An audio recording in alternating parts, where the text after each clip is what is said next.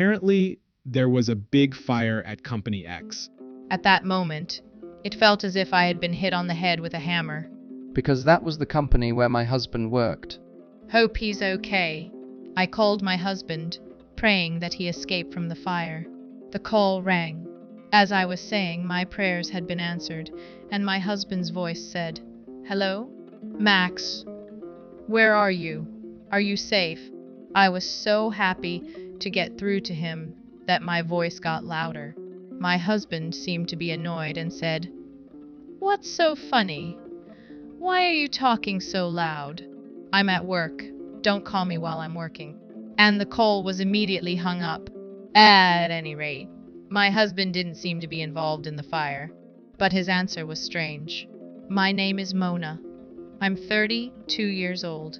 I'm a nurse, and work has been the main part of my life. So I got married 3 years ago when I was 29 years old. I was lucky enough to get married in my 20s, just barely. I met my husband, Max, through an acquaintance. We hit it off right away and are enjoying our married life at his company housing.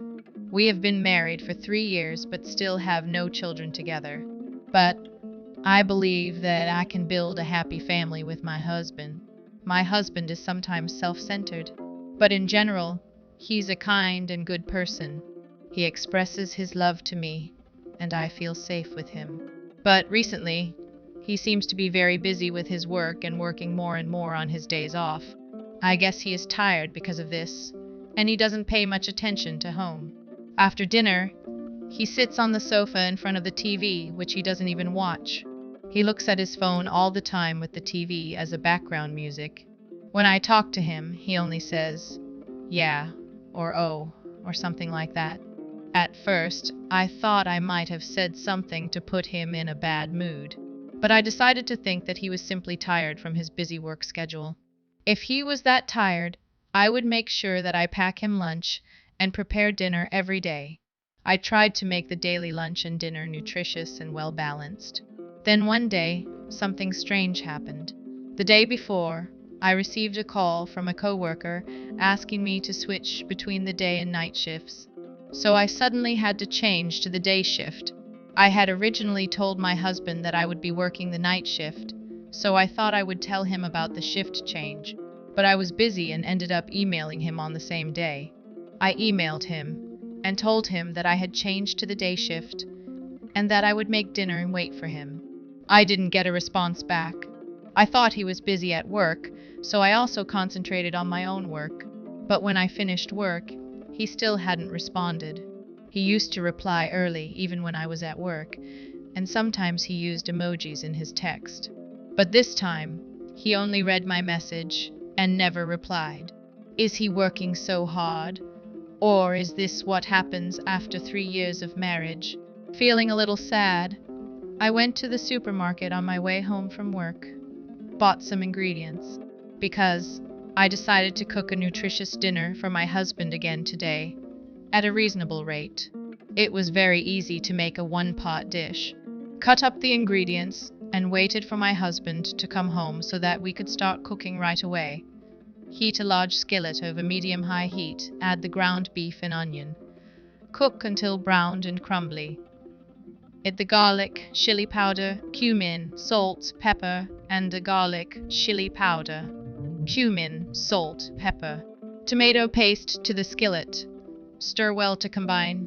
Add the diced tomatoes, kidney beans, and chicken broth to the skillet. Bring to a boil. Reduce heat to low, cover and simmer for 20-25 minutes, or until the sauce has thickened. Serve over rice or until the sauce has thickened. Serve over rice or with tortillas. Burgomaster. Hawaiians waited. He never came home. He usually arrives home at 7 p.m., and when he finally came home, it was already 9 p.m. Welcome back. You're home late. Did doze some overtime work? Oh yeah, but did you have to work the day shift suddenly? Yeah. A coworker had an emergency appendectomy. I was a little late to tell that to you. Oh, I see. Well, I guess you couldn't help it, but it's a little annoying that you have to tell me on the same day. I might have had plans for a drink or something. Oh, you're right. I'm sorry. I said that and turned on the stove for the pot. Oh, you haven't eaten yet? No, I thought I'd wait for you. Well, thanks. But next time, you don't have to wait for me. I felt a little sad to hear my husband say this. I waited for the hot pot to boil. It has started to simmer. My husband's portion was served. Then I served mine.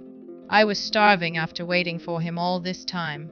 I was enjoying the hot pot, thinking it was delicious. Then I noticed that my husband was not eating so much. What's wrong? You don't seem to be eating so much.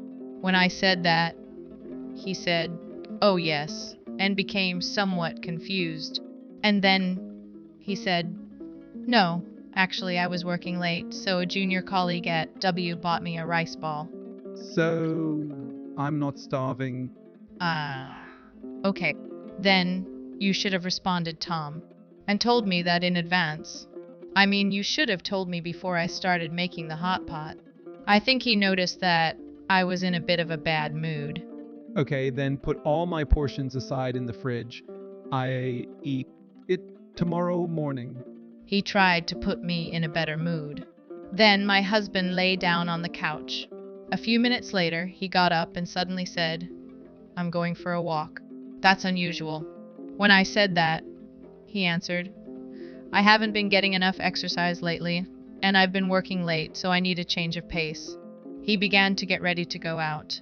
I felt a little empty sitting alone at the table eating the hot pot, so I also put my portion in the fridge. I feel like I've eaten a little too much, and my husband and I haven't been able to spend a lot of time together lately, so I decided to accompany him for a walk. But my husband refused to go for a walk with me. He said, "It's not good for me to move just after eating."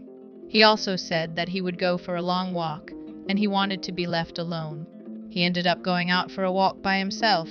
Though this behavior was suspicious, he remained secretive, and my fear turned out to be true as soon as I started following him. Despite my worries, my husband was walking with great enthusiasm. He stopped in front of a park, which was a bit far away from the house. He looked around, and he seemed to be communicating with someone on his phone. Who in the world was he talking to? A few minutes later, a car pulled in. My husband approached the car and started talking lightly with the person in the driver's seat. It was dark and harder to see as we got closer to the car. Then my eyes caught sight of a person sitting in the driver's seat. She had long curly hair and glossy lipstick on her lips. It was a woman laughing happily as my husband got into the passenger seat. He is totally having an affair, right? By the time I thought that, the car with the two of them had already driven away. I stood there for a while, stunned. And then my husband sent me a text message saying that he happened to meet someone he knew, and that he would be home a little late. Someone he knew, just out of nowhere. I didn't believe him at all. He had said that he had already eaten and didn't have an appetite, but it was past 2 when my husband came home. He didn't even notice that I was awake. He seemed tipsy and went to the kitchen to drink a glass of water. After that, he often worked overtime only when I was on the day shift. We always had a hard time to match our off days, but now it's even harder. Yesterday he worked overtime, and today he has to work on his day off. But is it really work?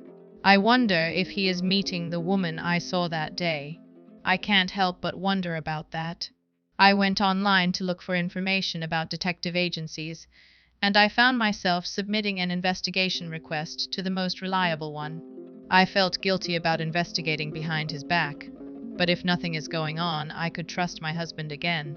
So I decided to have them investigate. Waiting for the results of the investigation was really hard. My husband was as quiet as ever, and every time I saw his face, that woman was on my mind. I wanted to get a clear picture as soon as possible. Then, something incredible happened. It was Saturday, and I was busy working as usual on the day shift. My husband was also at work on his day off.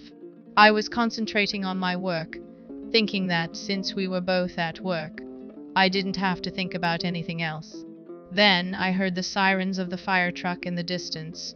The sound got closer and closer and louder and louder.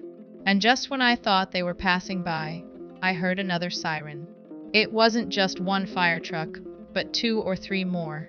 This must mean that there was a big fire nearby. I felt a little uneasy and worried. Then 2 of my colleagues who had gone to the hospital room returned with shocked expressions on their faces. Apparently, they were talking about the fire. You mean the fire?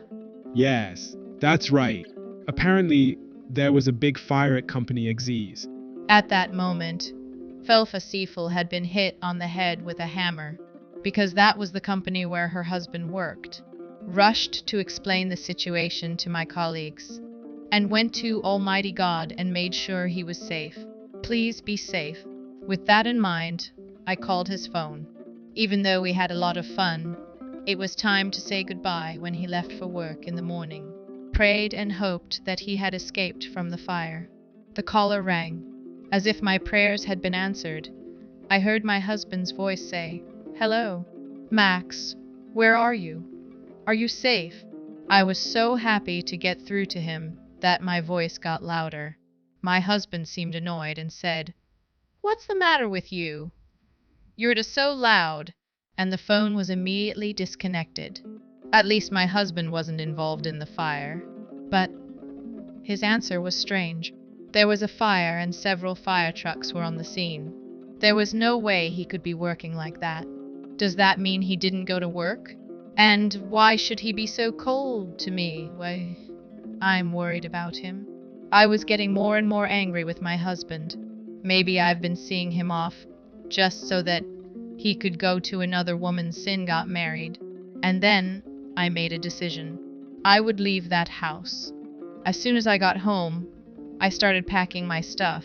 When I looked in the mailbox, I saw that the results from the detective agency had just arrived. My parents helped me pack my things. The contractor would be here soon too. I had my things move out right away. My husband didn't seem to know that I knew the truth. I didn't hear from him at night. I guessed he was staying with his lover all the time. I packed a lot of my furniture and appliances which I used from my single days. The room was almost empty and looked deserted. Staring at the room, I realized that I had no lingering affection for the life in this house. For now, I've moved my belongings to my parents' house, and am I looking for a new place to live on my own. My husband finally called me the next day. Hey, what's going on? Most of your stuff is gone. Of course, I moved out of that house. What? What the hell were you thinking? When are you coming back? What about my food? What about the chores? I was in shock. After all, that's all you think about when it comes to me. While talking to him, it reminded me again of the fire at my husband's company. This guy was playing with his affair partner instead of going to work. When I remembered that, anger welled up in me. Why don't you get another woman to do that? What are you talking about? You were with a woman named Linda today, weren't you? What are you talking about? I was working at the office. Oh, at the office. How long did you work today? It was a busy day even though I was working on my day off. Took me until the evening to finish. See below for spelling and grammar mistakes. That's why I was so surprised when you moved out. Why don't you stop lying already? You lied about going to work, right? Wasn't lying, it was working. What is going on? How can you work until the evening when there was a fire in the office during the day?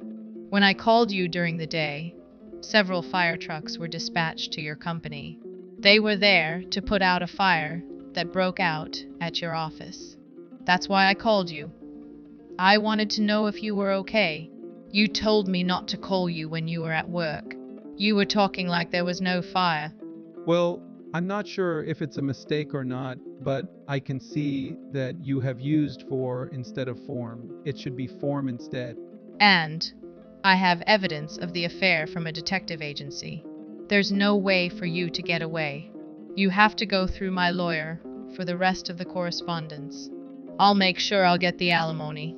My husband repeatedly begged for my forgiveness and apologized to me, but I no longer have any affection for him. I'm sorry, but there's no way to fix it. I'm hanging up now. Wait. I went to my lawyer and demanded a divorce and alimony from him. The divorce was finalized, and he wasn't able to get away with it based on all the evidence. And my husband and the auteur paid me a reasonable amount of alimony. It seems that my husband's partner was a junior colleague at the same workplace. The news of the affair spread through the company in no time. The fact that they were having an affair at a time when the company was in the middle of a fire seemed to have caused quite a lot of negativity among their colleagues. My husband and his affair partner are both getting cold stares from everyone around them, so they are feeling very ashamed themselves. They really deserve it. Meanwhile, I moved into a new apartment, and am I enjoying my comfortable single life? I'm hoping to meet a sincere man the next time. I'm a nurse, which is a stable job, so I'm taking my time and not rushing into a relationship. I'm also enjoying my own time. She found out her husband's affair unexpectedly because of the fire at his company. But he shouldn't have had an affair to begin with, and she would have found out sooner or later. Enjoy your single life as a nurse.